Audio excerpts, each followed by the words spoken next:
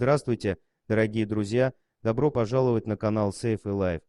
На этой странной коробке не было ничего, ни маркировки, ни инструкции, ни указания ее содержимого. Грузовой самолет доставил ее в Бейрут, Ливан, и она, ожидая дальнейшей пересадки, простояла в стороне целую неделю. Место отправки Украина, пункт назначения Сирия. В конце концов, один из работников аэропорта случайно заглянул в отверстие возле крышки и чуть не упал прямо на месте. Внутри, в этой деревянной тюрьме, высотой всего 40 сантиметров, лежали 3 живых сибирских тигренка. Человек сообщил в зоозащитную организацию Animals Lebanon, и они прибыли незамедлительно. Коробку открыли. 3 четырехмесячных малыша лежали среди кала и мочи, голодные и обессиленные. Сотни паразитов ползали по шкуркам, а подушечки лап потрескались и покраснели от воздействия нечистот. При транспортировке тигрят в лечебницу они не могли даже подняться, ничто не указывало, что коробка содержала живых существ, не было никаких подробностей от грузоотправителя или получателя,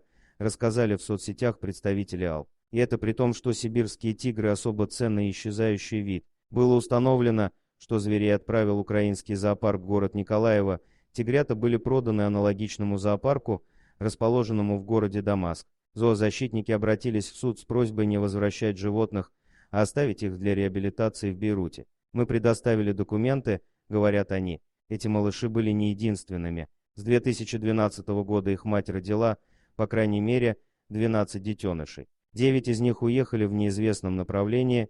Частным покупателям суд, понимая, что животные умерли бы без помощи АЛ, временно разрешили конфисковать тигрят. Однако продавец и покупатель животных усиленно борются за право забрать свой груз назад. А тем временем 2 сестры и брат получили в распоряжение собственный дворик для игры. У них не было имен, только числовые коды, поэтому первым делом тигрят решили назвать. Дали сибирячкам родные имена Майя, Таня и Антон. Бедняжки постепенно отходят от трудного путешествия и уже проявляют характер. Майя самая храбрая и любопытная, Танюша ее верный соратник, который везде следует за сестренкой. Антоша же добродушный и застенчивый уволень, который пока еще глядит на всех с опаской. Теперь малышам остается только ждать, что скажет суд. Такие котята на черном рынке могут стоить десятки тысяч долларов, поэтому их хозяева будут бороться за них до конца. Мы же будем надеяться, что эта история закончится счастливо прежде всего для маленьких славянских тигрят.